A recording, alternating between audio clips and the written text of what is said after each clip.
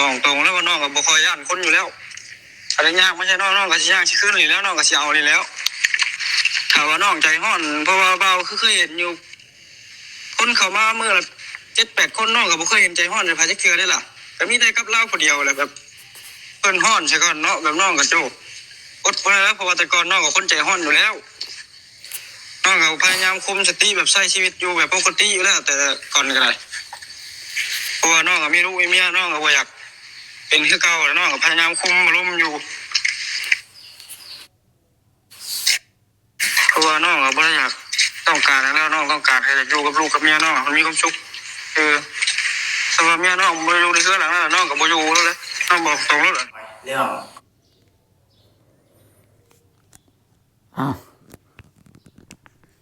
หาก็แล้วเวียกพี่น้องไงเนาะ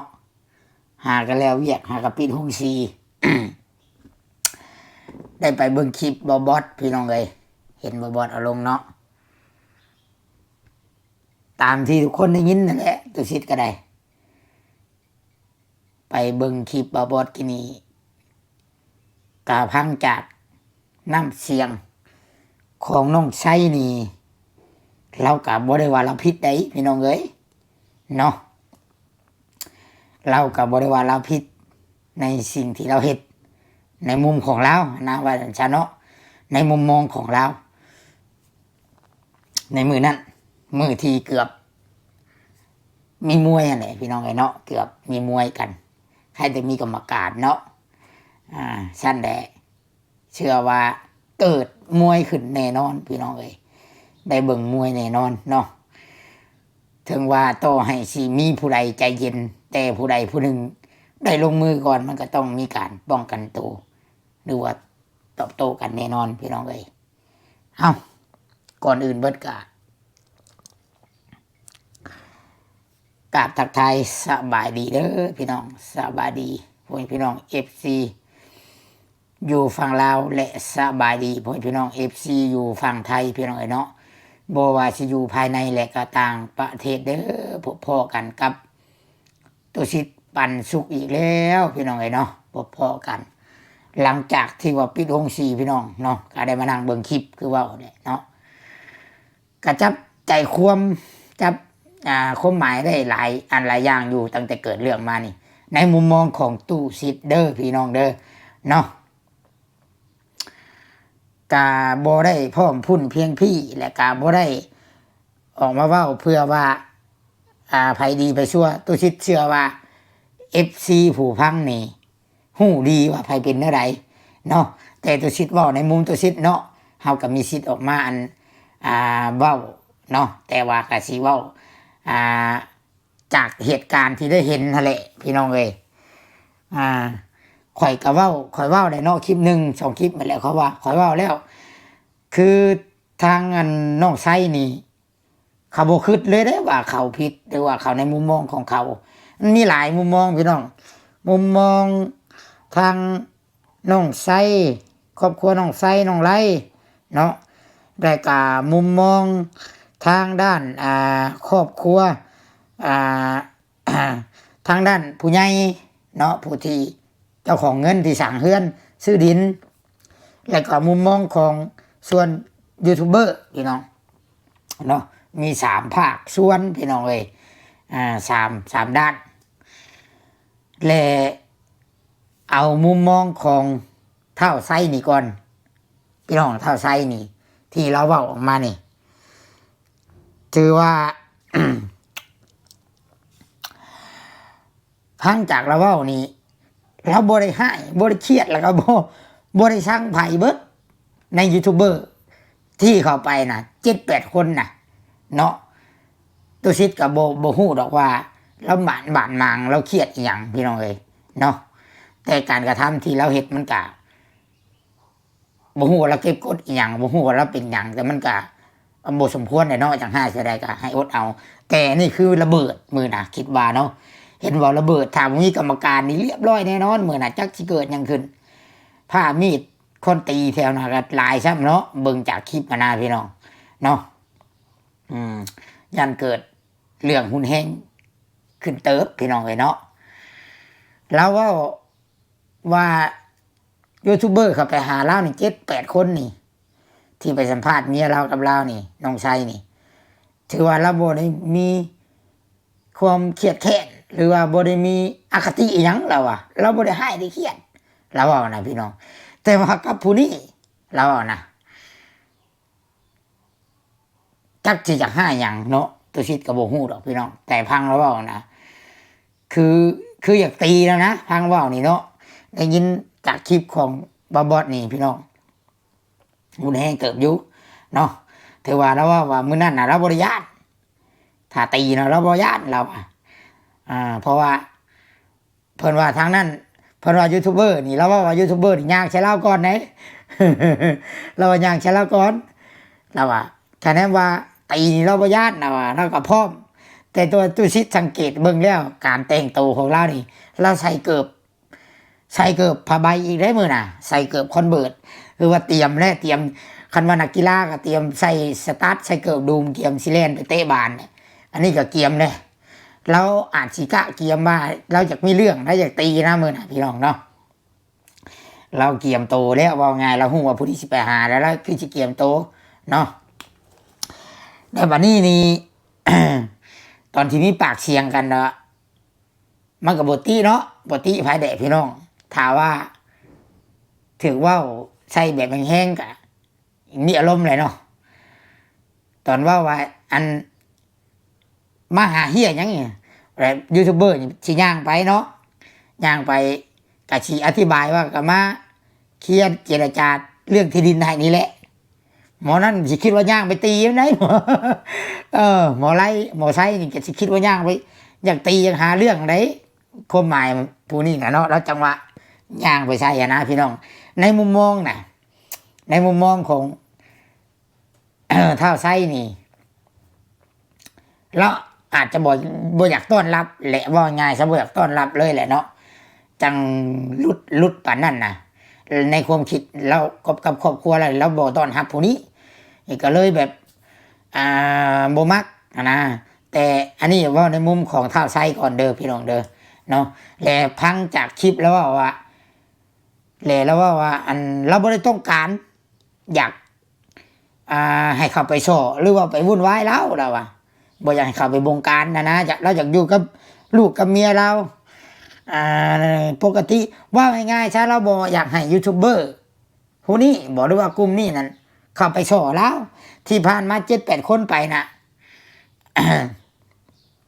บ่เป็นหยังบ่ได้เป็นหยังบัดว่าและตู้ชิดได้ถามแล้วยูทูบเบอร์นี่พี่น้องที่เขาไปหาตั้งแต่บ่มีเรื่องนี่ก็คือว่าตั้งแต่นอนตูบบ้านซะตั้งแต่นอนตูบทุกคนตู้ชิดจับใจความได้ว่าที่เราว่าน้องไล่ว่าเขาอยากไปนอนตูบน้องชายก็ว่าเนาะอยากไปนอนตูบเองกับเมียหันเพื่ออยากสร้างซาเขาเองเขาอยากมีน้ำของเขาเอง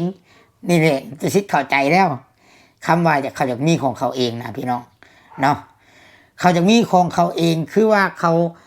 อาจสิคิดหรือว่าล้มกันปรึกษากันไอ้น้องเขาพ่อแม่เขาปรึกษากันแล้วถ้าว่าน้องตุ๊กกับน้องไซยังนอนอยู่เฮือนเทิงเฮือนที่ผู้ใหญ่สร้างให้แล้วนะ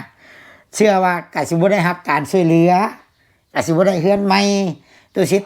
เว้าในมุมมองหรือความคิดเด้อสมมุติฐานของตัวชิดเองพี่น้องก็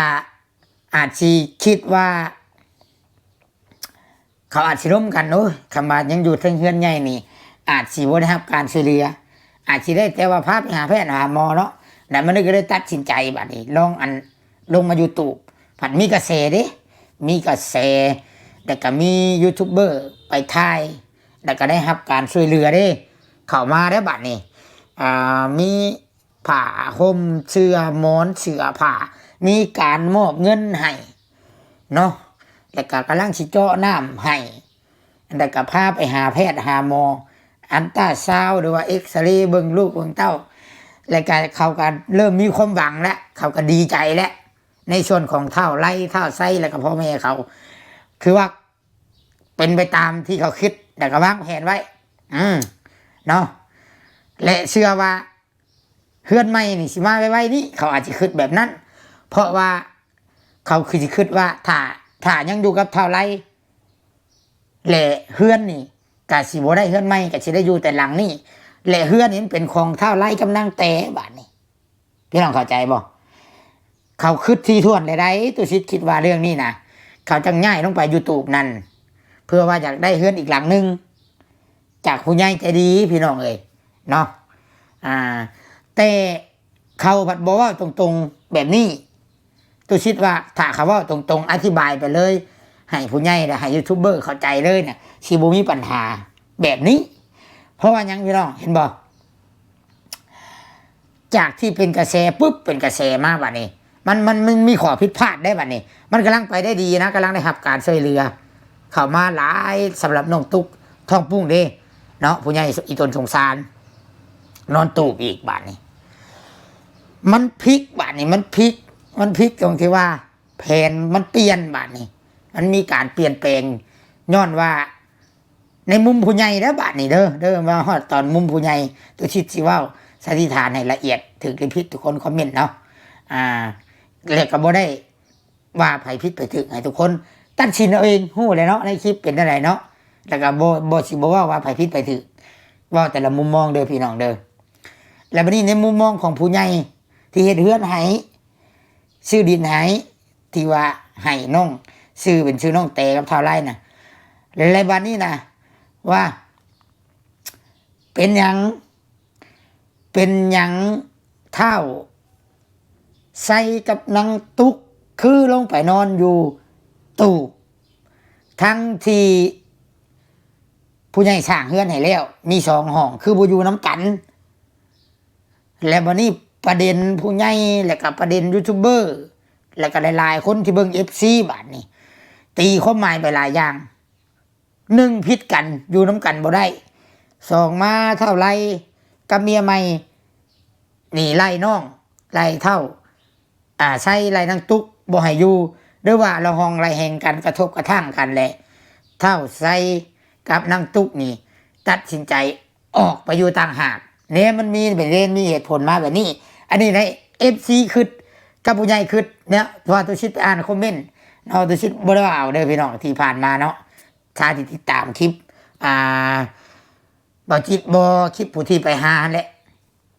มันมีประเด็นตัวนี้บัดนี้ก็เลยว่ากับปล่อยมาเฮิงเติบมานี่เฮิงเติบเรื่องมันก็เริ่มใหญ่ไปในทางที่บ่ดีแล้วบัดนี้ดราม่าเริ่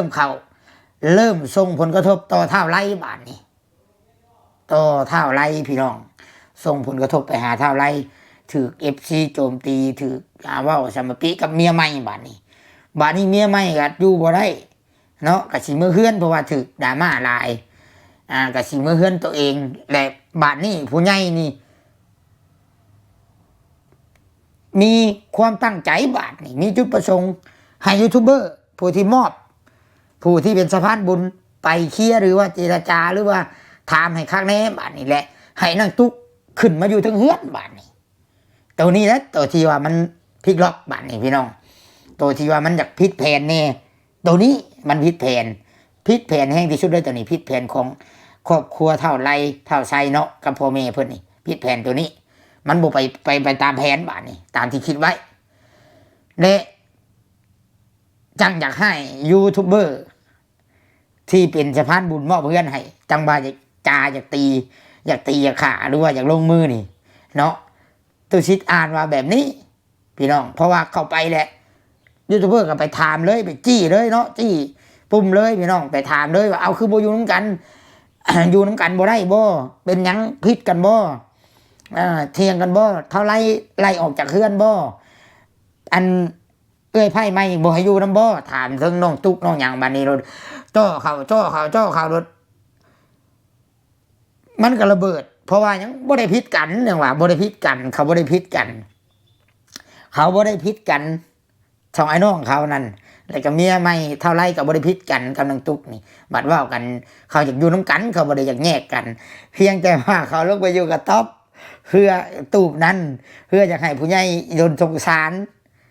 บางทีอาจจะได้เฮือนหลังไม่อีกอาจจะได้รับการช่วยเหลืออีกหนาพี่น้องเนาะเพราะฉะนั้นเลยมีผู้นี้มายูทูบเบอร์เข้ามาได้มันกลายเป็นว่าไปส่อเขาไปส่อ แผนของเขาหั่นแหละเขาเว้านะความหมายนะเนาะก็เลยว่าเห็นบอกว่า อันถามเต็งถามตัวเต็งมานี่เต็งฉากบรรดาให้โตบ่เขาก็เลยว่า ให้เท่าใส่แล้วว่าให้ตอบความจริงบ่อ้ายว่ะให้ตอบความจริงบ่แม่นว่าตอบความจริง มีแท้ปัญหานะสร้างให้แท้ปัญหานะมาแบบนี้นะว่ะเป็นบ่ในคลิปนะไปเบิ่งเด้อคลิปว่าตุชิดเว้าเอาปัญหาหยังให้เฮาคิดเอาอันนี้ปัญหาก็คือตุชิดเว้าอันนี้คือเขาว่าไปย่ำใดก็ถามความเก่าก็คือ อยากให้เขาอยู่น้ำกันเลยแต่มันผิดแผนเขาพี่น้องยูทูบเบอร์กับบริพิษยูทูบเบอร์ก็ไปในน้ำที่ผู้ใหญ่ให้ไป แต่ก็ถามเลยกันในมุมของผู้ใหญ่ยูทูบเบอร์ก็ถือคือกันและในมุมของเขานี่เขาก็ว่าเขาถือเขาว่าไปโซ่เขาสีว่าได้เฮือนไม่แหละความคิดนะความหมายนะหรือว่าเขาจะไปสร้างเองเขาบ่อยากได้เฮือนไม่กับเขาอยากดูของเขาจะไปสร้างไปซาเองเขาอยากปุ๊บตูบอยู่เขาอยากได้เองเขาอาจจะคิดว่า อันนั้นเป็นของอ้ายของเท่าไรกำลังแต่และเขาอาจจะอยากยกเฮือนหลังนั้นให้เท่าไรกับเมียไม่บอกพี่น้องเนาะเรื่องของเรื่องอะนะแต่ว่าตุชิดมาคิดเนาะถ้าว่าเขาว่าตรงๆนี่ผู้ใหญ่อาจสิอีตนเขากว่านี้อาจสิบ่มีดราม่าเกิดขึ้นแบบนี้พี่น้องว่าตรงๆแบบไรเนาะตรงๆแบบนี้สมมุติว่ายูทูบเบอร์เลยไปถามนี่เอายูทูบเบอร์แต่ละช่องไปเนาะเอา อันน้องไล่กับน้องไซกับน้องตุ๊กนี่เป็นหยังคือลงมานอน YouTube คือนอนอยู่กับท็อปกันรู้ว่าผู้ใหญ่ถามเนาะตอบไปเลยว่าถ้าเขาตอบเป็นนะถ้าเท่าไซกับน้องตุ๊กตอบนะ ถ้าเขาตอบเป็นนะพี่น้องเนาะให้ตอบว่าย้อนว่าอยากลงมาอยู่ตัวเองอยากสร้างชาเอาเองเพราะว่าหูสึกฮอดนะพี่น้องเปิดแอร์ก่อน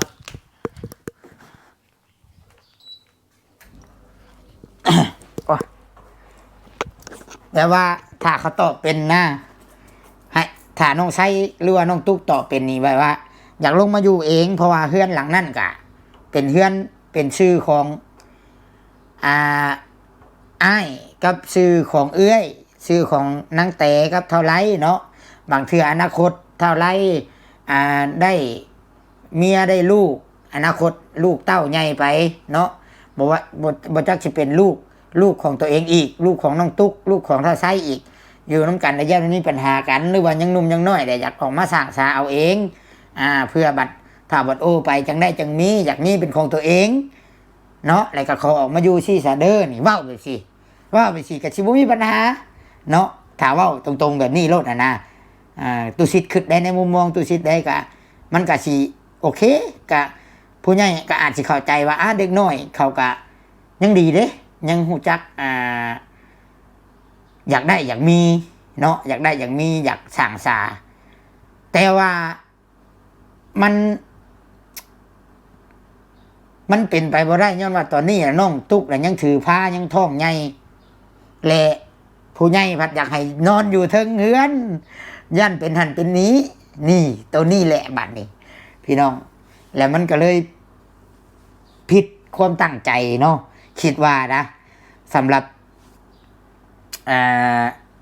ครอบครัวเขาน้องไซน้องไรเนาะในมุมมองของเขา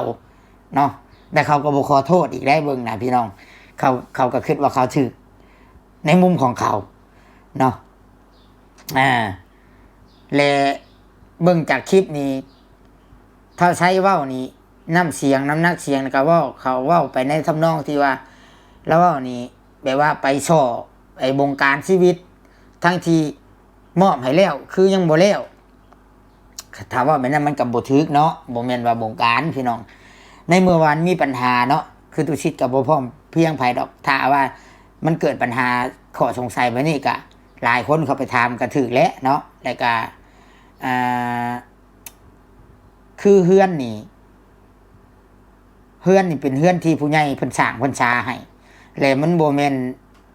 เท่าไรกับนางแต่นี่สร้างเองได้มันโมเมนต์สินชมสร้างพี่น้องถึงชีว่าซื้อหรือว่าอันยังกะแต่ว่ากรรมสิทธิ์เนาะมันเป็นชื่อของนางแต่กับเท่าไรเนาะถ้าเรื่องกฎหมายนี่ก็มีสิทธิ์ซ้ำกันนั่นแหละพี่น้องเนาะและบัดนี้นี่ตัวปัญหาคือนางแต่เขากำจัดออกบัดนี้คือว่าง่ายว่าแบบว่านางแต่ผัดโบสู้นะโบยอมสู้แต่ว่าไปแต่โตนางแต่กับอีตนเพิ่นอยู่ดอกเนาะยันโตผู้เดียวได้อยู่กับปู่กับย่าเนาะแล้วก็ผัวจักสิเจอหยังขับทีก็อยู่ได้พี่น้องขับใจมันอยู่ยากเนาะกับโบฮู้ดอกเรื่องตัวนี้เฮาโบฮู้แต่ว่าเรื่องว่าปัญหามันเกิดนี่บัดนี้ผัดนางแต่ผัดโบอยู่แบบว่าอะอยากเอาก็เอาถ้าอยากเอาก็เอาโลดผัวอยากเอาก็เอาผัวเก่ากับคิดว่าน้องสิได้อยู่บัดนี้น้องก็อยู่บ่ได้บัดนี้น้องตุ๊กนะคิดว่าสิให้น้องสาวอยู่ก็อยู่บ่ได้บัดนี้ทั้งที่คันสู้ก็ทางด้านกฎหมายก็อาจสิได้คนละครึ่งเนาะหรือว่าแบ่งกันถ้าว่าบ่มีผู้ใหญ่สอบ่มีผู้ใหญ่บ่ยอมผู้ใหญ่สอพี่น้องขอโทษบ่มีผู้ใหญ่ฮู้แล้วก็ยูทูบเบอร์นี่ก็บ่ฮู้เขาอ่านเฮ็ดกันเองแล้วเขาอาจสิแบ่งกันได้คนละครึ่งคันว่าน้องแต่กล้านะเพราะน้องแต่ก็ยังมีสิทธิ์คือกันแต่เท่าไรก็เป็นชื่อได้ว่าง่ายซะคันเขาสิสู้กันนะพี่น้องคันเขาสิสู้กันเว้าแบบเรื่องกรรมสิทธิ์ครอบครองไผเป็นคนครอบครองชื่อของไผเพราะว่าตอนเซ็นให้เด้ตอนเซ็นให้สำคัญตอนเซ็นให้ตอนขายใบซื้อขายอีกว่ามันมีหมายเหตุอีหยังบ่มันมีตั้งไว้บ่แนวใดนะพี่น้องสำคัญอยู่บนนั่นแหละเนาะสำคัญอยู่บนนั่นว่าคันว่าแบบว่ายกกันเลยเป็นของนางไร่กับนางตุกมีสิทธิ์ซ้ำกันนี่ก็ก็มีปัญหาอยู่แล้วก็ต้องขึ้นกับพ่อบ้านอีกเนาะขึ้นกับพ่อบ้านตัดสินบ้านนั่นแล้วก็ขึ้นกับยูทูบเบอร์ที่สิไปแก้ไขนี่มีต้องเอาหลักฐานข้างแน่เนาะหลักฐานตัวชิดคิดว่ามีหลายหลักฐานเนาะเมื่อนั้นไปนั่งว่ากัน YouTube กะพ่อเราก็ว่าบ่เอาเนาะอยากให้ไผก็ให้แล้วก็เท่าไส้เท่าไรก็ว่าบ่เอานางตุ๊กก็ว่าบ่เอามันก็ตัวนั้นแหละหลักฐานพี่น้องถ้าสิเว้าด้วยความแบบว่าใจห้อนอีหยังก็ตามได้เอาตัวนั้นมันเป็นหลักฐานได้อยู่ถือว่าเจ้าโมฆะและเจ้าสละสิทธิ์เลยเนาะมันเป็นเขาเอิ้นว่าหลักฐานแบบรูปธรรมบ่พี่น้องหลักฐานแบบจากอันเจ้าเว้าเองเจ้าเลยถึงสิว่าบ่ได้เซ็นแต่ว่ามันมีหลักฐานมีกล้องได้มีวิดีโอของเจ้าเด้เจ้ากับเว้าคักแน่เด้เนาะถือว่าเว้าผิดเนาะถือว่าเว้าผิดแล้วเนาะก็ถือว่าเบิดชิดแล้วสละชิดแล้วเอาตัวนั้นแล้วไปยังยืนในพ่อบ้านเบิ่งคันว่าสิพินความมานะแต่คันว่าลายเส้นเลยนี่เส้นบ่เอาแนวเฮงคักแบบนะพี่น้องเอ้ยเนาะเนาะตัวชิดคิดว่านี่แหละเหตุผลเลยก็เลยจังอยากตีกันนะจังแบบพอมอไซค์นี่จังเก็บอารมณ์บ่อยู่ย้อนว่าโอ้จากสิกำลังผู้ใหญ่กำลังสิซอยเข้ามาโซกูเฮ็ดหยังวะนะความคิดนะในตอนนั้นนะตัวชิดคิดนะกูกำลังสิชีวิตกูกำลังไปได้ดีผู้ใหญ่กำลังสิซอยอ้ายกูก็ได้เฮือนหลังนี้กูก็อาจสิได้อีกหลังนึงหรือว่าที่อาจสิได้รับการช่วยเหลือเข้ามาในหลายๆอย่างมาโซกูเฮ็ดหยังวะผิดบาดนี้ผิดสิ่งที่กำลังคิดไว้วางไว้หลดก็เลยระเบิดเนี่ยก็เลยจังหมอชัยจังว่ามีแน่นอนว่าปัญหามีแน่นอนว่าแต่เจ้ามานี่เจ้าสร้างปัญหาให้ข่อยว่าฉันได้พี่น้องเอ้ยเนาะเลยก็ล่าสุดเนาะแต่ก็ติดตามคลิปอยู่ได้ฮักกับเผือกคือกันได้พี่น้องเอ้ยเนาะ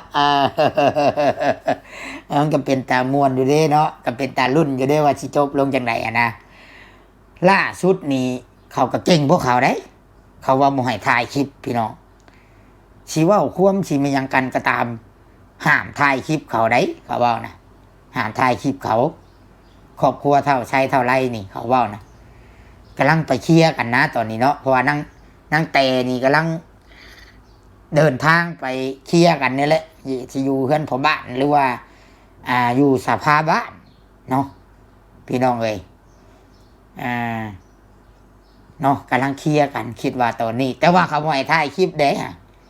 เพราะว่าไปเห็นคลิปเบาจิตเนาะไปเบิ่งคลิปเบาจิตว่าเขาบ่ให้ถ่ายคลิป เจ้าสิไปจักคนกะยายูทูบเบอร์สิไปจักคนกะยาแต่ห้ามถ่ายคลิปเขาอะเนาะบ่ว่าตีสิตีกันมื้อนี้พี่น้อง สิมีปากมีเสียงกันเนาะหากสิบ่เกิดดอกเนาะเพราะว่าสิมีผู้หลักผู้ใหญ่อยู่นำเด้ในบอกในบ้านเนาะ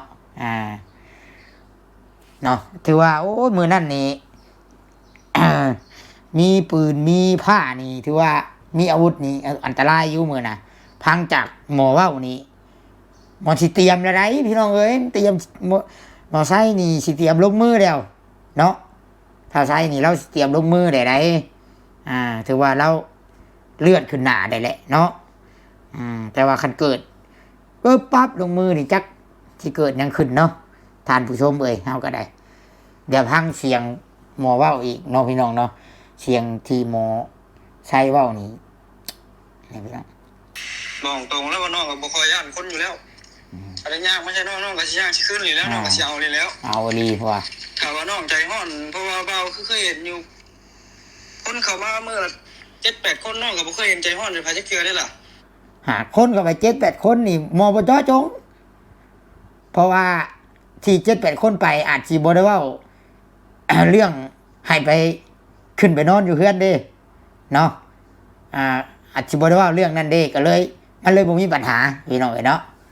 มีได้กับเราผู้เดียวแหละแบบเพิ่นฮ้อนใช่ก่อนเนาะแบบน้องก็โจกอดบ่ได้แล้วเพราะว่าแต่ก่อนน้องก็คนใจฮ้อนอยู่แล้วน้องก็พยายามคุมสติแบบใช้ชีวิตอยู่แบบปกติอยู่แล้วแต่ก่อนก็ได้เพราะว่าน้องก็มีลูกมีเมียน้องก็บ่อยากเป็นคือเก่าแล้วน้องก็พยายามคุมอารมณ์อยู่เพราะว่าน้องก็บ่ได้อยากต้องการแล้วน้องต้องการให้อยู่กับลูกกับเมียน้องมีความสุขเพราะว่าต้องการอยากอยู่แต่กับลูกกับเมียให้มีความสุขเราอยากอยู่แต่กับเมียเราอย่ามาอยู่กับต๊อบให้มีความสุขพี่น้องความหมายนะบ่อยากให้ไผแบบว่าไปบังคับบังคับอยากให้ไปอยู่นอนอยู่เฮือนเนี่ยนะแต่ความหมายของผู้ใหญ่หรือว่า YouTube บ่ได้แม่นว่าบังคับพี่น้องเนาะเข้าใจในชวนมุมนี้ก็อยากให้ นักตุ๊กนี่ถือผ้าอยู่ก็อยากให้ขึ้นไปนอนอยู่บอนมันแน่นมันหนาบอนเพิ่นเฮ็ดไว้ให้หั่นแหละแต่เขาอาจสิคิดคนละแบบเขาอาจสิคิดอยู่กับต๊อบอยู่กับตูบแหละหรือว่าเขาอาจสิมีปัญหากันทั้งนั้นครอบครัวก็บ่เข้าใจนั่นแหละก็เลยจังระเบิดว่าบ่อยากอยู่นะพี่น้องอยู่ทำก็ยังใครกลัวได้หมอใช้ว่าได้เมียน้องบ่อยู่ในเฮือนแล้วน้องก็บ่อยู่แล้วน้องบอกตรงแล้วเนาะแม่ก็จับใจความได้อยู่ได้พี่น้องเอ้ยเนาะก็มารุ่นเบิ่งพี่น้องเอ้ยก็สิติดตามอยู่ตัวสิก็ได้เนาะแต่ว่ามื้อนี้บ่ได้ไปหาน้องมะนาวพี่น้องเวียกอยู่เฮือนหลายมื้อแลงบ่ได้สิไปเยี่ยมเพิ่นอีกเนาะเพิ่นน้องมะนาวกะเนาะถือว่าเรื่องน้องใช้ก็จบไปพี่น้องน้องมะนาวก็รุ่นน้ำกันพี่น้องว่าสิเป็นจริงบ่เนาะบ่าแม่ทิพย์กับพ่อลูเพิ่นสิเสกเวทมนต์คาถาหรือว่าใดๆก็ขึ้นกับแม่กับพ่อเพิ่นแต่เฮาล้มกันลิ้นซื่อว่าไปซี่สะก่อนเด้อพี่น้องล้มกันลิ้นครับแม่ทิพย์เพิ่นก็ส่งรูปเฮือนมาให้เบิ่งว่าโอ้ยงามบ่แบบนี้เนาะถามราคาให้เด้อถ้าเฮ็ดแบบนี้แม่ทิพย์ว่าแต่ก็ยังบ่ได้คอนเฟิร์มดอกว่าสิเฮ็ดบ่แต่ก็มีท่าทีที่ดีและสำนี้กับพี่น้องกันเนาะแม่ทิพย์ว่าถามสร้างมึงดูเฮ็ดสำนี้นี่เบิดเท่าใดเฮ็ดแบบพอดีพองามประหยัดงบเด้อบ่เฮ็ดหลังใหญ่บ่เฮ็ดอันนั้นหลายเฮ็ดชำประหยัดเอาเนาะพอได้อยู่ให้ใครกว่าหลังเก่าวันซะเนาะยังบ่ได้ว่า 100% พี่น้องเนาะกะเบิ่งก่อนสิมีข่าวแบบใดเดี๋ยวสิแจ้งตามหลังอีกพี่น้องโอเคพี่น้องสำหรับคลิปนี้ก็ถ้าหากว่าเว้าผิดพลาดประการใดก็ต้องขอโทษขออภัยได้พี่น้องเอ้ยเนาะว่าตามความจริงพี่น้องตามความเป็นจริงพี่น้องสุดท้ายนี่ตุสิทธิ์ก็สิได้ขอกล่าวคำว่าสบายดีพี่น้องสบายดี